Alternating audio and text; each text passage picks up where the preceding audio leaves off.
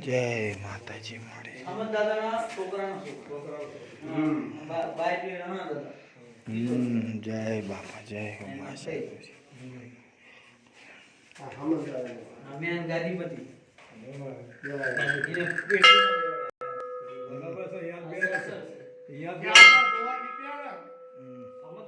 બધા ડોવા અલગ અલગ આ વાત કરી એક હાથનો શરીર ચાર